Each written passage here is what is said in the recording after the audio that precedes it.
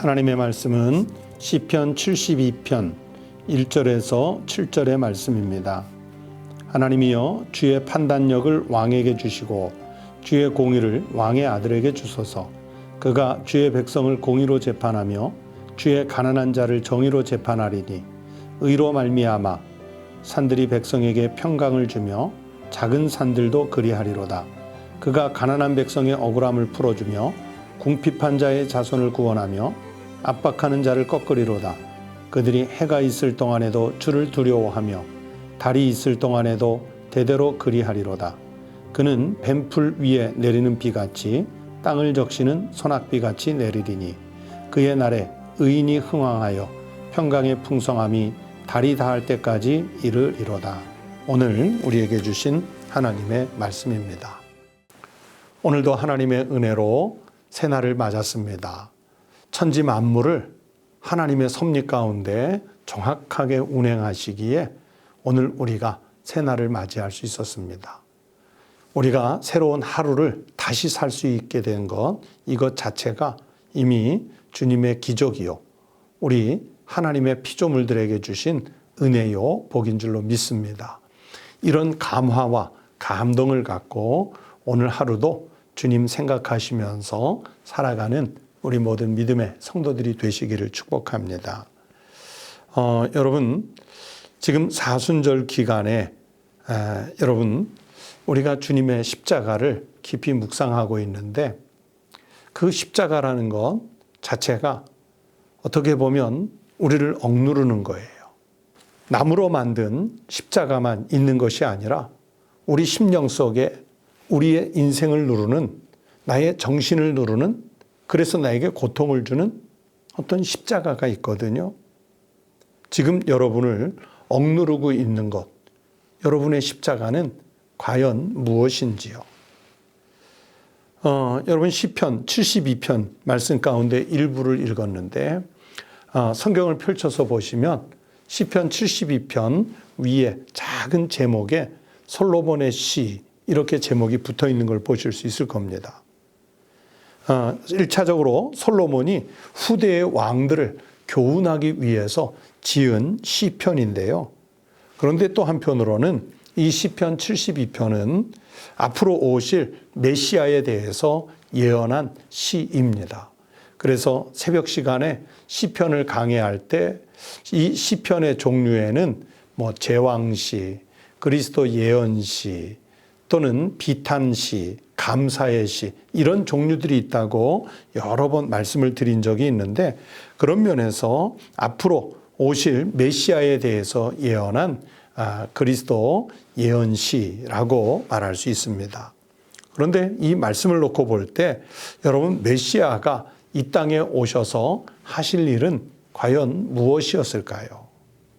그것은 첫 번째, 주의 백성을 공의와 정의로 재판하기 위해서 오시는 겁니다. 그래서 오늘 본문 2절에 보면 그가 주의 백성을 공의로 재판하며 주의 가난한 자를 정의로 재판하리니, 그렇게 말씀하셨어요. 그러니까 하나님의 모든 백성을 공의로, 정의로, 즉 하나님의 판단 기준으로 재판하시기 위해서 오시는 겁니다.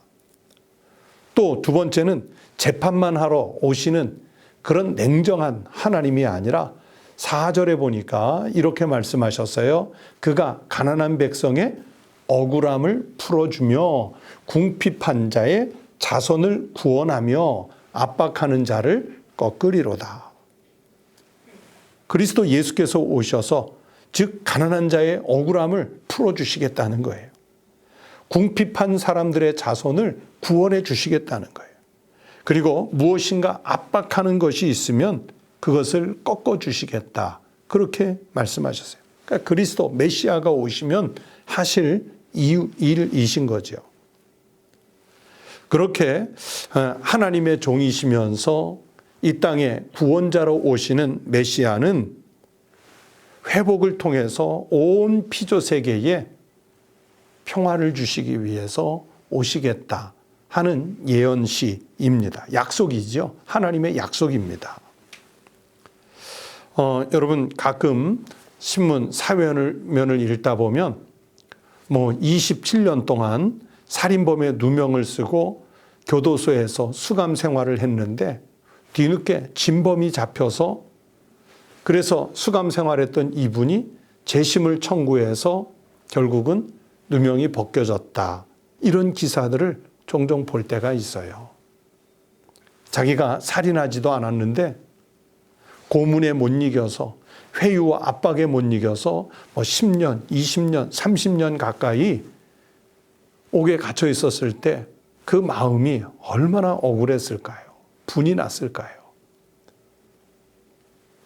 진범이 그나마 뒤늦게라도 잡혀서 이렇게 풀린 사람들은 그나마 정말 그나마 다행이지만 그런 그 누명조차 풀리지 않고 그냥 죽을 때까지 그 누명을 안고 살아야 하는 사람들이 생겼다면 그 얼마나 안타까운 일입니까?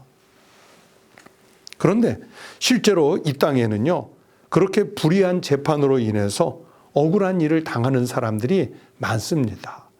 나중에 재심에서 승리해서 나라를 상대로 해서 보조금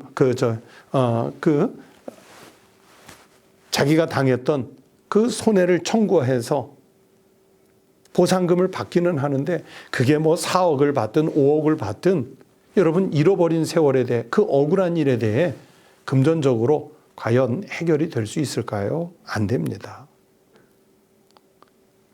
그렇게 불의한 재판으로 억울한 일을 당할 때가 있어요. 또 자신은 엄청나게 노력하고 의지를 다해 절제하면서 살지만 아무리 노력해도 궁핍함을 벗어나지 못하는 사람들이 있습니다. 또 어느 때는요, 이 압박을 아주 세게 하는 사람들이 연약한 사람들을 그냥 내리눌러도요, 그것에 어떤 적합한 처벌을 하지 못하는 약육강식, 그런 세상이 우리들 사회 속에 존재합니다. 다 부조리지요. 부조리입니다. 약한 자가 탈취를 당하고 가난한 자가 여전히 가난하고 불의한 재판이 억울한 이들을 양산해 나는 것, 이것 다 부조리의 세계예요. 그런데 예수 그리스도가 오시면, 메시아가 오시면 오늘 성경 말씀을 보세요. 공의로운 재판으로 참 평화를 이루시는 거예요. 메시아가 오시면 그런 세상이 이루어집니다.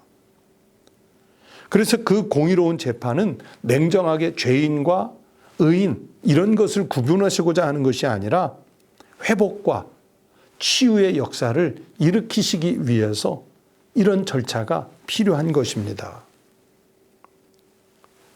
여러분, 오늘 우리가 살고 있는 곳에서 내 인생에 나를 억누르는 십자가와 같은 것이 과연 무엇인지요? 그것이 영적일 수도 있겠고요. 또는 육신적인 고통일 수도 있겠고요. 또는 마음에 어떤 억울한 일을 당한 것일 수도 있겠고요. 또는 경제적인 어려움일 수도 있습니다.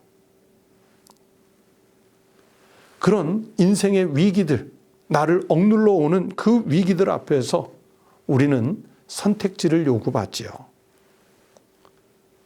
비록 억울한 일을 겪을지라도 그 삶의 현장에서 나를 찾아오는 선택의 순간이 됐을 때 우리는 하나님의 판단력과 공의로 선한 일을 이루어내기를 힘써야 됩니다.